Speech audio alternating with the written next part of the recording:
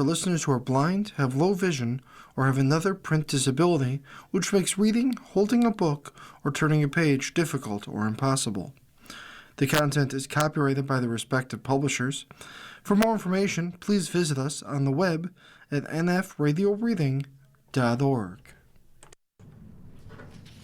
Hello, this is Dave Payne, and for the next hour, I'll be reading from the December 21st issue of the Viewpoints section of the Buffalo News on the Niagara Frontier Radio Reading Service. Okay, our first article is entitled Reiner's Life Was Driven by Compassion. This is written by Steve Lopez. Whether you sat across the table from him or across the aisle, Rob Reiner left no doubt about what he cared about and was willing to fight for. I had lunch with him once at Pete's Cafe in downtown L.A., where he was far less interested in what was on his plate than what was on his mind. He was advocating for local investments in early childhood development programs, using funds from the tobacco tax created by Proposition 10 in 1998, which he helped spearhead. I remember thinking that although political activism among celebrities was nothing new, Reiner was well beyond the easier task of making endorsements and hosting fundraisers. He had an understanding of public policy failures and entrenched inequities, and he wanted to talk about the moral duty to address them and the financial benefits of doing so. He was deeply passionate, said Ben Austin, who was at that lunch and worked as an aide to Reiner at the time. He was not just a Hollywood star, but a highly sophisticated political actor. Reiner, who was found dead in his Brentwood home last weekend along with his wife Michelle, was also co-founder of the American Foundation for Equal Rights, which was instrumental in the fight to legalize same-sex marriage in California in 2008. Michelle Singer-Reiner was her husband's intellectual partner as an activist, Austin said, even though he was usually the one whose face we saw. But Michelle made her voice heard too, as she did when emailing me about the inexcusable crisis of veterans living on the street, including on the West LA Veterans Administration campus at a time when it was loaded with empty buildings. I'd check on the progress and get back to her, and she'd check back again when little had changed. At one point, I told her I'd been informed that beds in a new shelter would be filled by the end of the year. And if you believe that, she wrote back, I've got a bridge for you. In choosing his causes, Austin said of Rob Reiner, the actor, director, producer was not jumping on a train that was already moving. Universal preschool education was barely a fringe issue at the time, Austin said, but Reiner was more interested in social change than making political points. Reiner's aggressive instincts, though, sometimes drew pushback. And not just from President Trump, who established a new low for himself Monday with his social media claim that Reiner's death was a result of his disdain for Trump. Reiner resigned in 2006 as chairman of California First 5 Commission, an outgrowth of Proposition 10, after Los Angeles Times reported raised questions about the use of tax dollars to promote Proposition 82. That Reiner-backed ballot measure would have taxed the rich to plow money into preschool for 4-year-olds.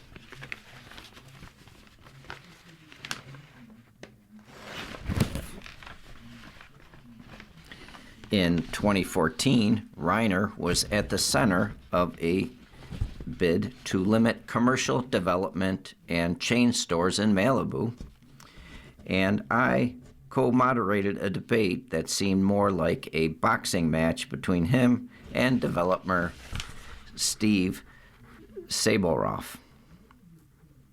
As the Malibu Times described it, Rob Reiner and Steve Sabelroff came out with guns blazing Sunday night during a Measure R debate that's sure to be one of the most memorable and entertaining Malibu showdowns in recent town history. Reiner threw an early jab accusing Sabelroff of a backroom deal to add an exemption to the measure. That's a lie, Sabelroff shot back, claiming he was insulted by the low blow. Reiner, who owned houses in both Brentwood and Malibu, didn't care much for my question about whether his slow-growth viewpoint smacked of NIMBYism.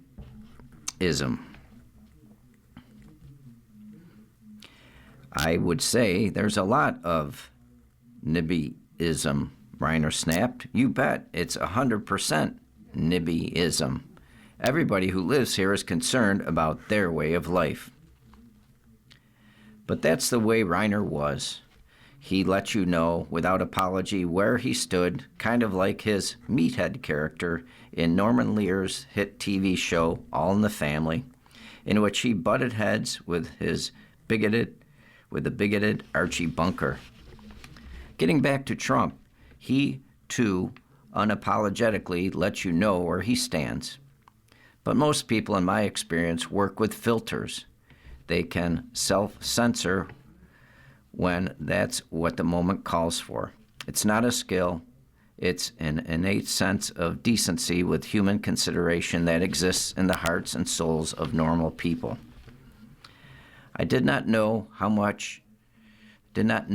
much about history of Nick Reiner's addiction issues and his temporary homelessness, but it became clear shortly after the bodies were found that the Reiner's 32-year-old son might have been involved and was indeed booked a short time later on suspicion of murder.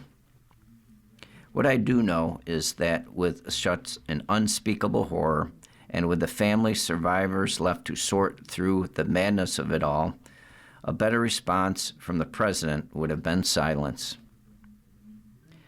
Anything but a grave dance.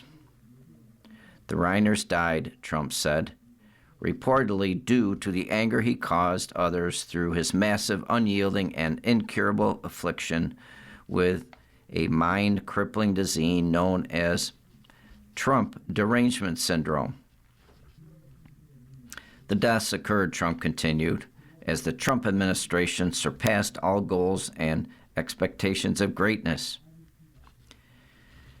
It was a reaction, Austin said, that makes the case better than Rob ever could have about why Trump has no business being president of the United States. That article is from the Los Angeles Times. The reporter was from the Los Angeles Times. Okay, our second article, front page here, is entitled, Collins' Life Has Been Remarkable. The same can't be said of his book.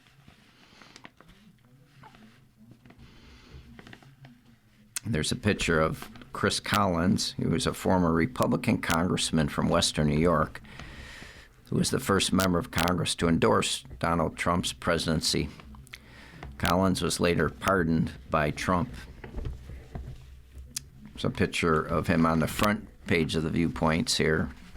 Looks like outside a courthouse, actually, being interviewed by reporters. Okay, now on to the article. It's written by Jeremy Zemsky. It takes a special sort of person to write a book called My Remarkable Life. It takes a person like Chris Collins. Over the course of 352 pages, the former Buffalo area businessman, congressman and felon, and current Florida congressional candidate proves that, yes, his life has been quite remarkable. But remarkable and readable are two different things, and herein lies the trouble with My Remarkable Life, the Collins memoir just published by Bombardier Books. While it tells a compelling story, parts of the book read like they were written by an engineer, which they were. First, though, let's give Collins his due. He lived quite a story as he earned his millions, and without stating so specifically and without any bragging, Collins shows in My Remarkable Life that he has a rare entrepreneurial spirit, one that quickly turned him from a fledgling engineer into a multimillionaire, and from a multimillionaire into a politician. Collins best sums up this story in the book's first chapter, in which he writes, "Looking back, the events that shaped my life weren't random. They were the result of effort, adaptability, and readiness to embrace change. While some moments may seem surreal, they are a testament to the power of preparation and the opportunities that arise when you're willing to act." That first chapter is titled, "The Harder You Work, the Luckier You Get." And over the next few chapters, Collins proves that point. We get a relatively quick look back at Collins' childhood, where his family moved multiple times as his father, a General Electric executive, won promotion after promotion. We hear about the dilemma that Collins faced after college, when he had a choice between an engineering job at GE or a sales engineer job from Westinghouse. Collins chose the latter, thereby unwittingly putting himself on the path to riches. And then we get a long and detailed account of Collins' business career and the chances he took along the way, which unfortunately often reads like a corporate earnings report.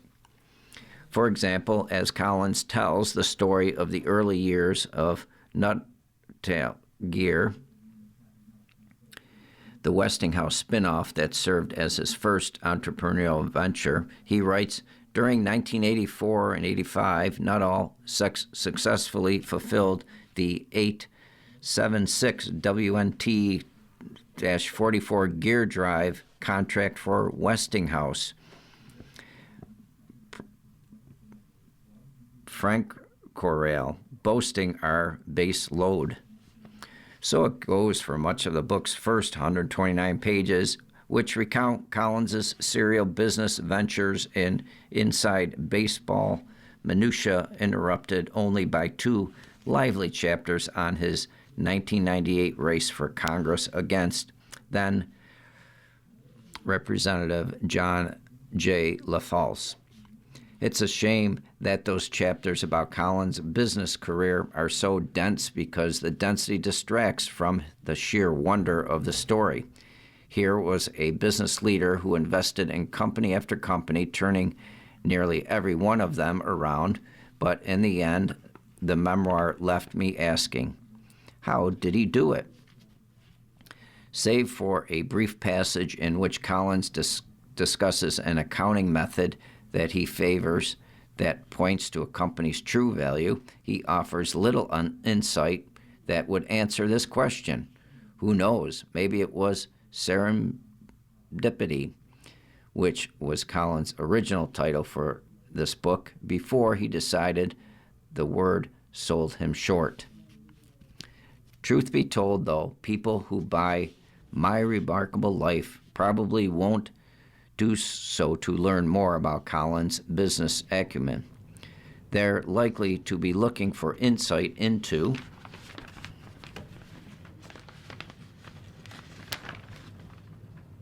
Collins' political career. It's abrupt, and his current comeback and those passages of the book often sing while the other passages stammer. For example, in the book's deftly written introduction, Collins quickly gets to the part of his life story that readers will most likely want to learn more about: his 2017 arrest for insider trading charges, his subsequent imprisonment, and the pardon President Trump granted to free him just before Christmas in 2020. As you'll discover in these pages, I faced allegations that I believe were unfounded, Collins writes. In a desperate bid to protect my family, I made the painful decision to enter a guilty plea under pressure from our own Justice Department. It was a decision born of necessity, not admission, and one that left scars I carry to this day. To be specific, Collins resigned from Congress and pleaded guilty in October 2019 in hopes of winning leniency for his son Cameron, with whom he had shared a secret stock tip 2 years earlier. The move worked. While the former congressman was sentenced to 26 months in prison, Cameron Collins, who, unlike his father, actually sold stock based on insider information, escaped with 5 years of supervised release and probation. While Collins' wife, Mary, called that news, I was so relieved I couldn't think straight and had to ask her to repeat herself. I sat down and cried uncontrollably, Collins writes. That's just one of several passages late in the book that portray Collins not as the hard-headed businessman/politician that Western New York voters knew, but as the emotionally shattered shell of a man that he was for a time as he awaited and endured a prison sentence in 2020. Whether you like Collins or not, whether you disagree with him or not, it's hard to read those passages without feeling for the guy and to some degree understanding his rage at what he calls the Department of Injustice. If you do like Collins, you will be happy to hear that he's running for Congress again, this time in the conservative Southwest Florida district where he and his wife now live. Oddly, though, Collins never really explains his motivation for running again in My Remarkable Life, but maybe he's just saving that for a sequel. After all, a congressional comeback in an adopted state far from home, 7 years after a guilty plea to felony charges, would make a remarkable life even more remarkable. A note on the reporter for this article: Jerry Zemsky retired in October after 36 years as a reporter in the Buffalo News Washington Bureau. He covered Collins during his congressional career and was the first reporter to write about potential insider trading involving Collins. Zemsky now writes This Hard Land, a weekly column on politics and culture at jerryzemski.substack.com.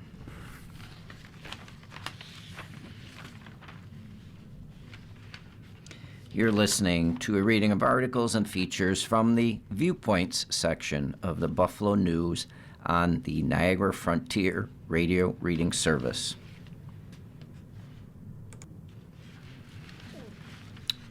Our next article is entitled, Stay the Course. Setbacks should not weaken New York's commitment to promoting clean energy. By now, it's perfectly obvious that New York's pace toward fulfilling the goals laid out by its 2019 Climate Leadership and Community Protection Act legislation has slowed in some areas and stalled in others. The state's finalized energy blueprint for the next 15 years, which, as the News's Matt Glynn reports, has just been released, confirms this. Though the new energy plan does call for developing large amounts of solar and wind, it also specifies keeping fossil fuels in the mix for the all of the above approach, so beloved by those who want to keep the state's aging fossil fuel infrastructure in operation as long as possible.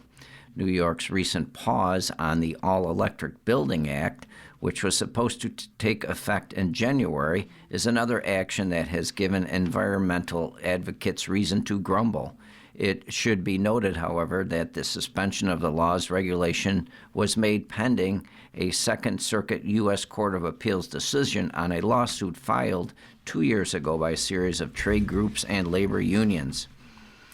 Through spokespeople, Governor Kathy Hochul has said she is committed to the all-electric law, which is a central element of New York's climate plan. Given that U.S. District Judge Glenn Sotheby has already said the argument of the lawsuit has no merit, in his initial ruling on this case, many advocates of the electrification feel the pause was unneeded. Supporters of New York's transition to clean energy are justified in their concerns over these delays. Waiting to initiate important regulation will not make that transition any easier.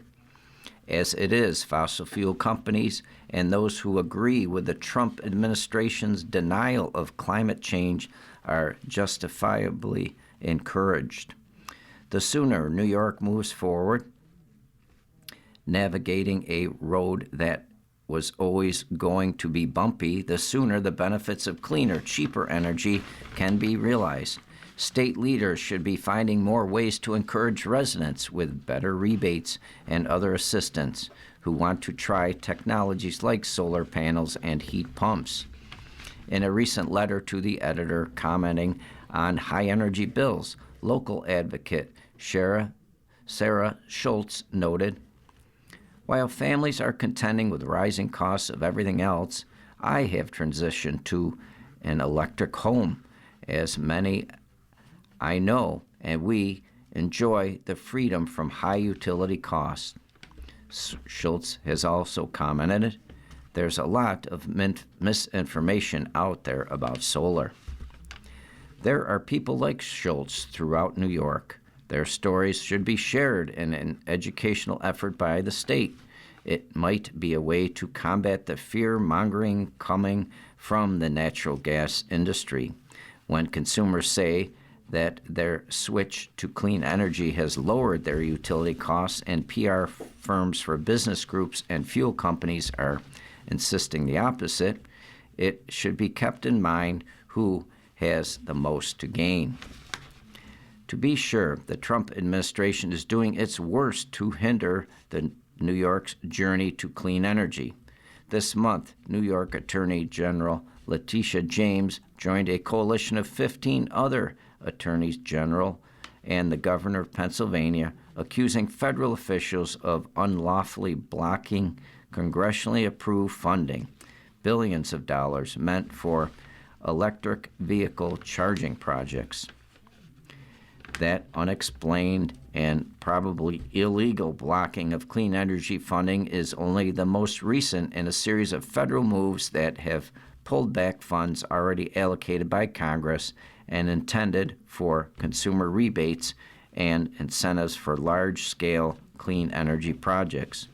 In addition to fighting these moves, we depend on James for that. The state must continue to identify other resources to incentivize the creation and adoption of clean energy.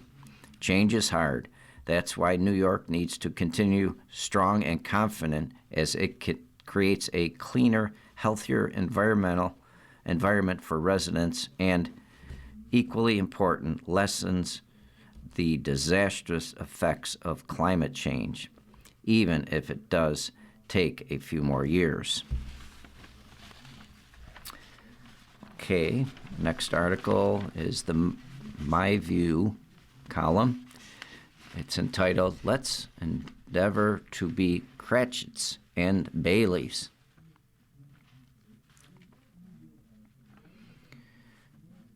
This article is written by David Spragata, believes that there are two eternal holiday movies.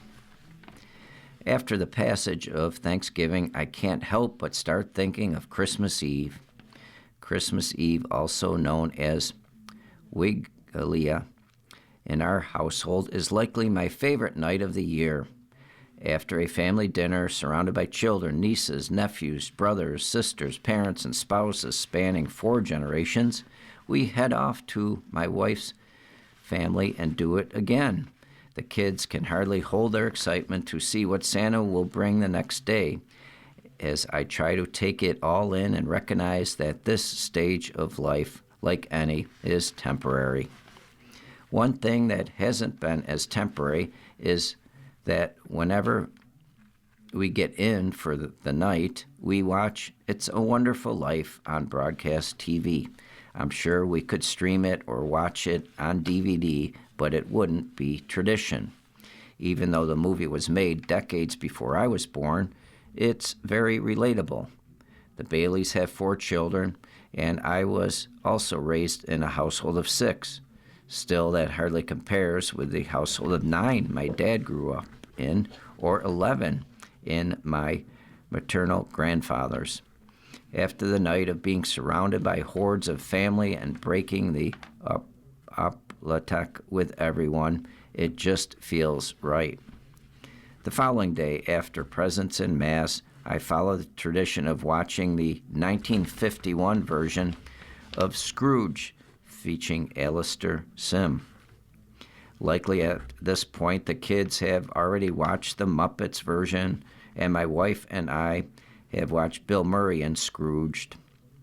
Still, nothing tops the 1951 version. I think it is because the protagonist, Bob Cratchit, and his big, poor family are easy to root for.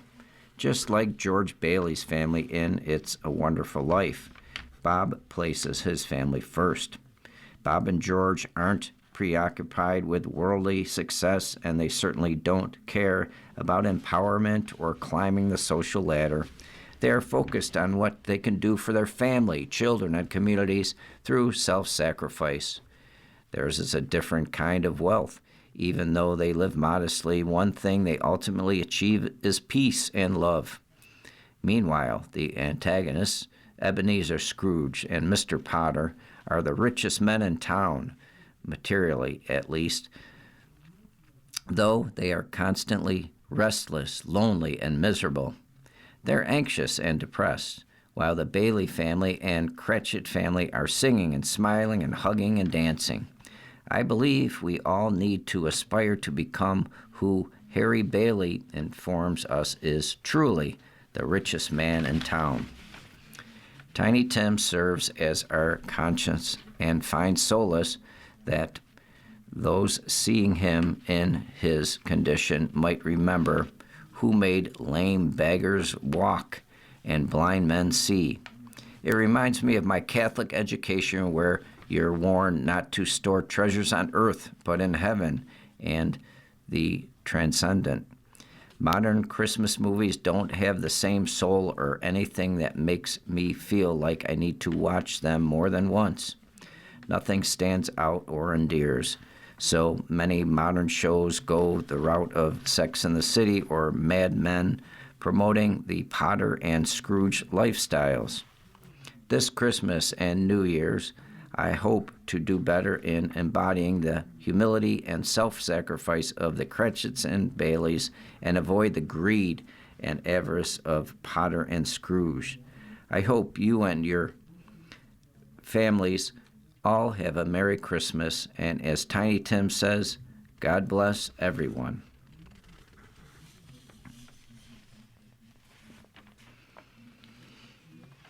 Okay, our next article is entitled, Cheney Still Fighting While Green Chose to Turn Tail, Run Away.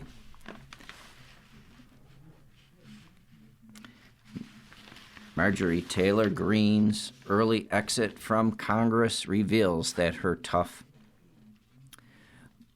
fraud persona was very much an act. After she angered Donald Trump by demanding release of the Epstein files, she became a target of the slings, arrows, and threats unleashed by the president and his enforcers. Her response? Flight. Once I left her, she resigned, Trump said. She would never have survived a primary. Maybe, maybe not. But the woman who posted a picture of herself holding a rifle alongside photos of 3 liberal congresswomen turned tail. Green held a good number of lunatic beliefs, but her push to get to the bottom of Jeffrey Epstein's sex trafficking of girls was well-founded and evidently shared by most Republicans. Green could have learned a lesson and courage from a very different Republican congresswoman, Liz Cheney of Wyoming.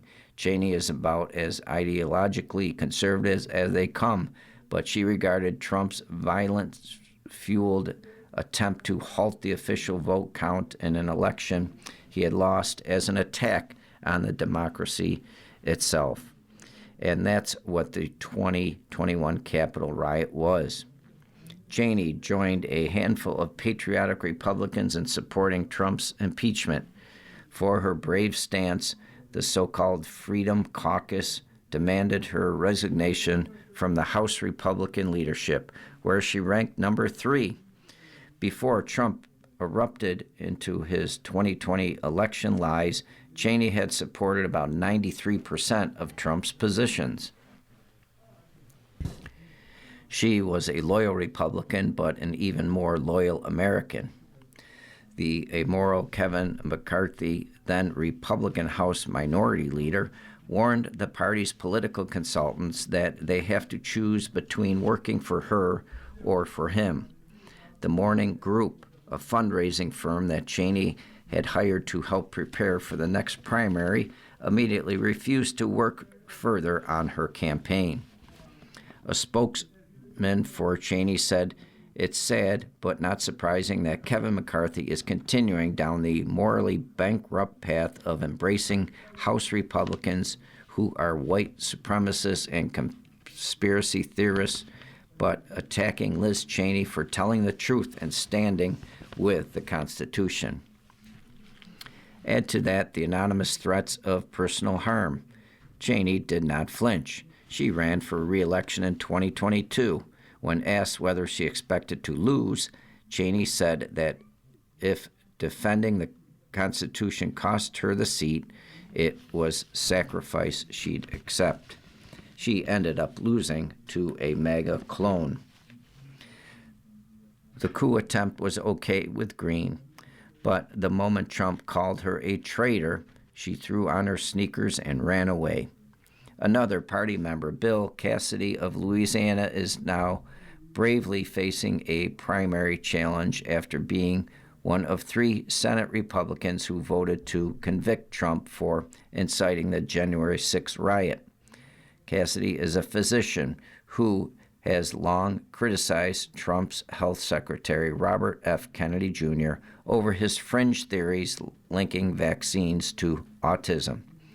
When Green announced her sudden retirement, she warned, "If I am cast aside by the president and the MAGA political machine and replaced by neocons, big pharma, big tech, military, industrial war complex, foreign leaders, and the elite donor class that can never, ever relate to real Americans, then many common Americans have been cast aside and replaced as well." She cast herself aside. In any case, if Green believes all that stuff, why doesn't she run for re-election and use it in her campaign? Because she's chicken. It happens that both Cheney and Green crossed Trump for good reasons, but Green fled. Outside for her entertainment value, she will not be widely missed. But Cheney keeps fighting, armor still on. And if she comes back to run again, plenty of good Americans will be cheering her on. That article was written by Froma Harap.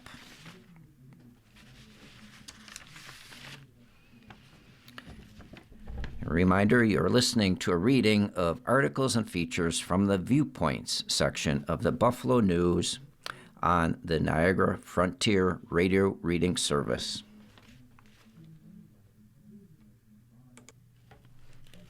Okay, I'll now read an article from the Hints from Heloise column.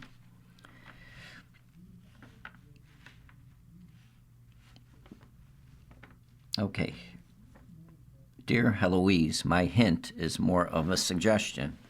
If a relative or loved one who passed away wore eyeglasses, why not donate them to a charity that reuses them for the needy? The Lions Club's Vision program is available in many communities, with collection boxes for old eyeglasses at places like libraries and eye doctors' offices. And to add to the recent hint of making fluffier scrambled eggs, add a small amount of coffee creamer instead of milk. It makes a difference.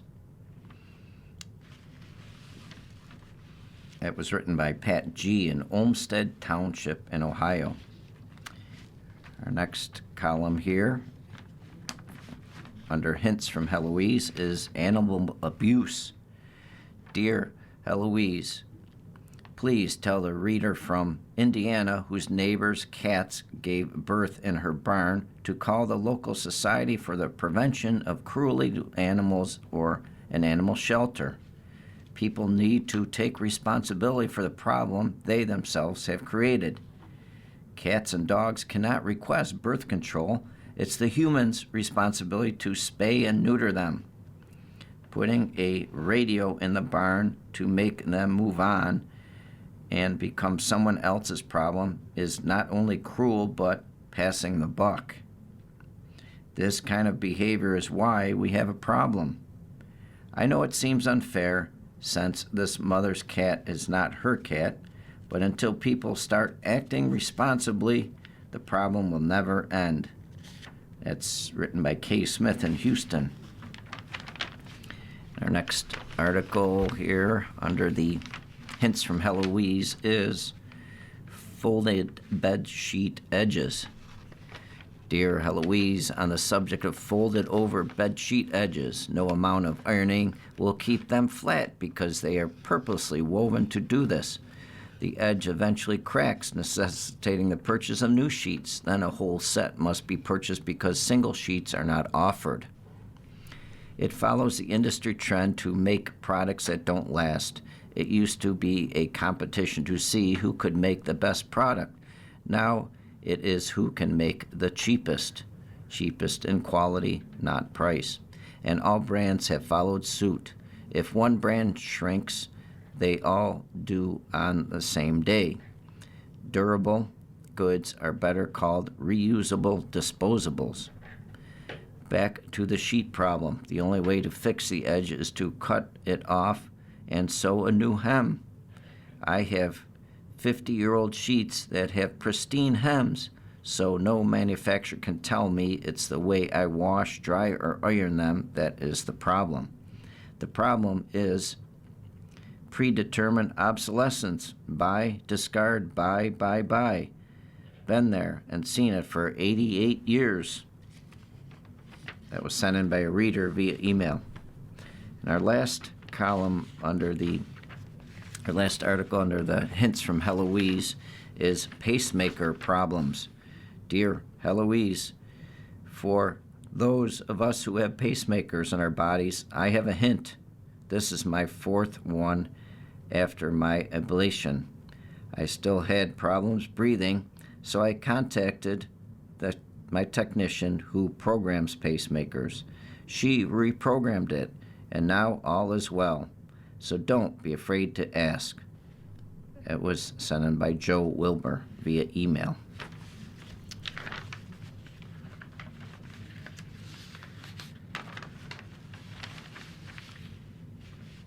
Okay.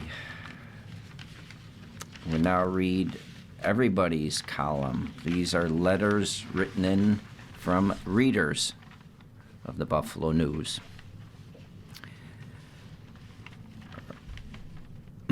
Our first one is entitled Tariffs Are Necessary for Balanced Trade.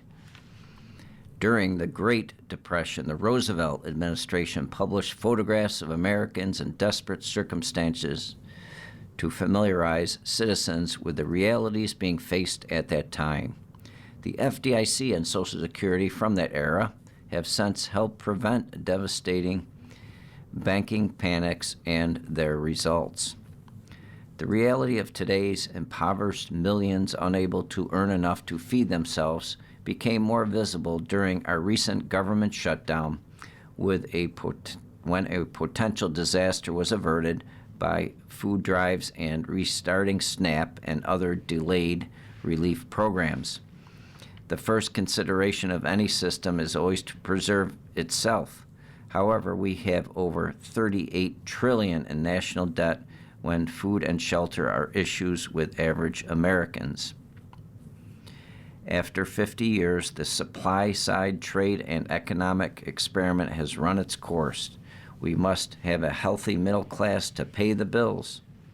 Tariffs, as a necessity for balanced trades to protect domestic manufacturing, can be overdone or underdone. It's time for those earning enough for 1,000 lifetimes to stop whining against tariffs at the expense of the rest of the country. Those who suffered at Valley Forge didn't do it to be left out of a future equation. That article is written by Louis Boehm from Orchard Park.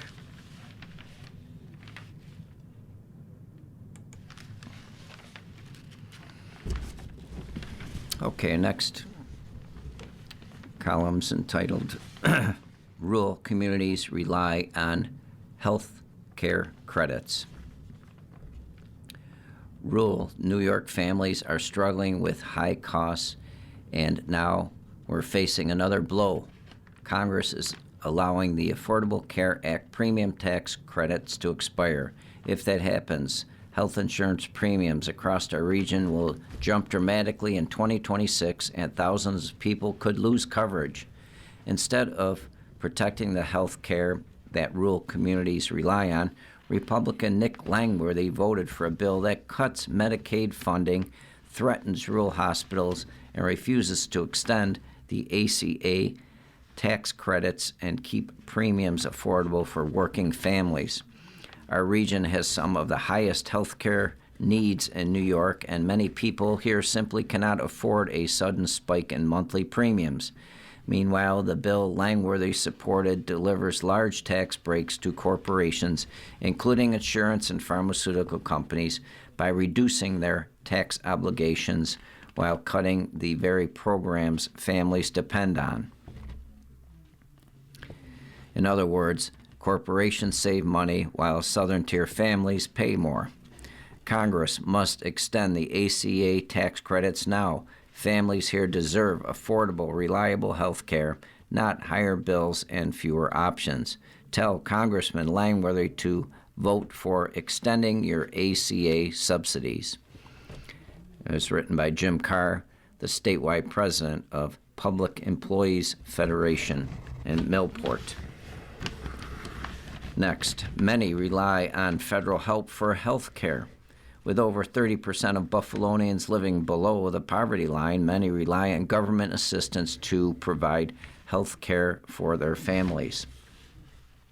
One glimmer of hope, although the administration proposed $85 million for maternal and child health, the House Subcommittee on Appropriations approved $915 million. This is a fraction of our health care needs, but shows that compassion exists in Congress. Let your elected congressional leaders know that you insist that adequate health care assistance will be made available for all Americans. It's written by Bruce Davidson, East Amherst. Next, lawmakers' indifference will have deadly results. We are told this is the richest country in the world, yet millions of people will lose their health subsidy on December 31st. Republican senators say it's too expensive. it wasn't too expensive to give millionaires and big businesses more tax breaks. Ours is the only industrialized country that doesn't have universal health care. Americans will die because of this. I have no doubt about it. It's written by Diana Perchel of Angola. Next, houses of worship is inclusive term to use. A recent Buffalo News editorial, district leaders need effective ways to share information on school closures, addressed a very sensitive topic. Students and families are connected educationally, socially, and civically to their local schools. The editorial rightly encourages Buffalo Public School Superintendent Pascal Mubenga and the School Closure Committee to draw a larger audience to discuss and hear the plans for closing 2 schools for fiscal reasons. In their specific suggestions, the editorial writers should have used houses of worship instead of church as a suggestion to get the word out. Buffalo is home to people of many faiths who pray in mosques, temples, and synagogues. To be truly inclusive, the Buffalo News should use its power of effective communication to encourage the strengthening of civil society. That's written by Mara Coven-Gelman of Buffalo. Next, Hochul should sign bill regarding dog breeds. With only days left in the year, an important animal protection bill was delivered to the governor's desk for consideration. Bill S.364 would ensure that our state's renters won't be denied coverage over the breed of dog they own. Homeowners already have protections in place and can't be denied coverage based on breed. There are more renters than homeowners statewide, with Erie County likely following this trend, and these rights should be afforded equally. Governor Kathy Hochul has an outstanding record of advancing animal welfare measures, and I'm hopeful this legislation will be brought back for reconsideration if it is not signed. Dogs need to be in homes where they belong and out of overburdened shelters. That was written by Christine Hutton of North Tonawanda. Our next is Trump's National Guard deployment is wrong. I abhor the idea of any more young American servicemen and women being on the receiving end of violence in our cities. I have great difficulty accepting that there are National Guard soldiers patrolling so many cities of the greatest nation in the world. Do I believe Ramahala Lakanwal needs to be severely punished for his actions? Absolutely, but I also believe he most likely had severe mental problems to do what he did. How can even a meticulous vetting system totally predict the future behavior of a person? I also believe that false information is destroying our country. To blame Biden solely for his Operation Allies Welcome program for Afghans who had helped us in the war there is ludicrous. Lakanwal went through standard immigration and asylum application processes from both political sides. So you could also blame Trump for approving his asylum status. Sounds like a Democrat-Republican blame game to me. Throwing around the Trump derangement syndrome card sounds like a repetition of what Trump spews to thwart any Americans from finding fault with his decisions or behavior. Any American that verifies facts and then disagrees with the direction our country is heading has something more like TRC, Trump Reality Check. That was written by Catherine Trousseau from Lockport. And our last column from our Viewpoints section here, letters from the readers, is Demonizing Immigrants Lessens America's Promise. I grew up in the 1930s and was at the birth of the acronym. It was unique and was destined to become a way of life in the United States and to spread around the world. I now find myself drowning in a sea of acronyms. Case in point, for quite a while we have been bombarded with DEI. It took me some time to not only know what these letters stood for, but their significance for the people who traffic in its use most often. It is an epithet, something we should run away from at max speed. Before we came to this marvelous land, it was peopled by a native population of from 60 to 100 million inhabitants. Sad to say, through great adversity and horrible treatment, they have been reduced to about 10 million. For all intents and purposes, they were the original residents in this land. All who followed are immigrants. That's you and me, folks. Our forefathers recognized and committed to documents their understanding that the strength of our nation would be in all those who followed them, no matter what color, creed, or faith. And so it came to be. They brought with them a desire to breathe the sweet air of freedom. We all, through our service, have come together to make this a special place on earth, and through the strength, wisdom, and sweat of all the newcomers, a shining edifice was built. We must not let selfish leaders destroy this creation through their avariceness. If we abandon DEI, everything will be lost. How tragic that would be. And that was written by Joseph Spina in Amherst.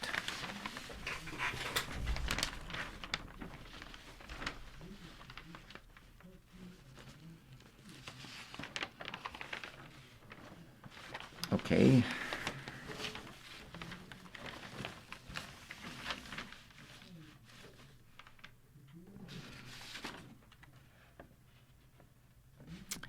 Just a reminder, you're listening to a reading of articles and features from the Viewpoints section of the Buffalo News on the Niagara Frontier Radio Reading Service.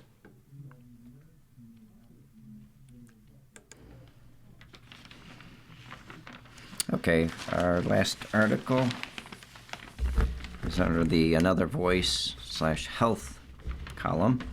It's entitled, Holidays Are Hard for the Neurodivergent. It's written by Mary Pasiak. She's a coach for autistic and ADHD woman and author of the Neurodivergent Holiday Survival Guide. The holiday season brings sensory overload, disrupted routines, and endless to-do lists. It's a lot for everyone, but it can be overwhelming when you are autistic or have ADHD. Neurodivergent brains process the world differently. Sensory input, noise, lights, crowd, smells become overwhelming faster. Social interactions are more draining. Managing all the moving parts takes more mental energy. So does switching from one activity to another. And when routines get disrupted, it's harder to stay regulated. Here's how to design holidays that feel better for everyone. Strategic shortcuts. It's important to conserve energy for what actually matters. Consider buying pre-made cookie dough instead of baking from scratch. Using gift bags instead of wrapping paper. Setting up a tabletop tree instead of a full-size one, or skipping the fancy tablecloths and holiday-themed dishes. Time tweaks. The traditional holiday structure, with weeks of anticipation culminating in one intense day, can be particularly challenging for the neurodivergent people. Think about hosting brunch instead of dinner so it ends earlier in the day, scheduling a family visit for January when things are calmer, or building 30-minute breaks between activities, or attending part of an event instead of the whole thing. Sensory adjustments. Sensory overwhelm can transform potentially meaningful experiences into unbearable ordeals. Small changes can make a big difference. Sound. Use noise-canceling headphones or earplugs. Play instrumental music instead of songs with lyrics. Take breaks in quiet space. Light. Have warm, dim lighting instead of bright overheads. Use candles instead of electric lights. Avoid flashing decorations. And touch. Wear soft, comfortable clothing. Bring familiar comfort items like weighted lap blankets or soft scarves. And social. Arrive early before it gets crowded. Invite fewer people. Schedule activities for times when you have more energy. We all tend to do things the same way every year simply because we feel obligated to. But the reality is that some traditions create more stress than joy when you're autistic or have ADHD. The goal isn't a picture-perfect holiday. It's a holiday that you and your family actually enjoy. Again, that was from the Another Voice column. Another Voice is an issues-oriented column that appears on the editorial page each day.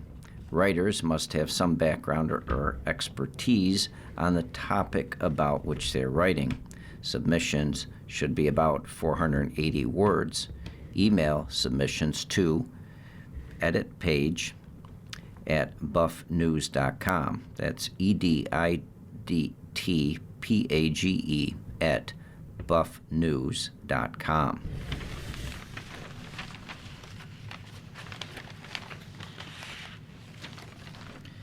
You've been listening to a reading of articles and features from the December 21st issue of the Viewpoints section of the Buffalo News.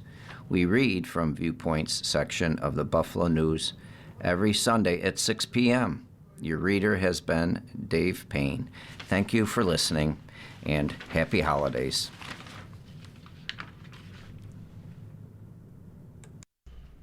Coming up next in the Niagara Frontier Radio Reading Service, we have the National Enquirer. At 8 p.m., we have People Magazine. And at 9 o'clock, we have the New York Times Book Review. Stay tuned for these readings and more. And if you have any comments, suggestions, or questions, please stay with us. If you're listening to this publication online, you're probably using our website, a podcast player like Spotify or iTunes, a streaming service like Zero, or a smart speaker. Did you know that we now have a dedicated app that can be downloaded to any mobile device, like a smartphone or tablet, for free? App users can conveniently access our live stream and any episode of our podcast easier than ever. To download the app, just type NFRRS in the search window in the Apple App Store or in the Google Play Store. Contact us anytime if you have any questions by calling 716-821-5555, extension 5. Thank you.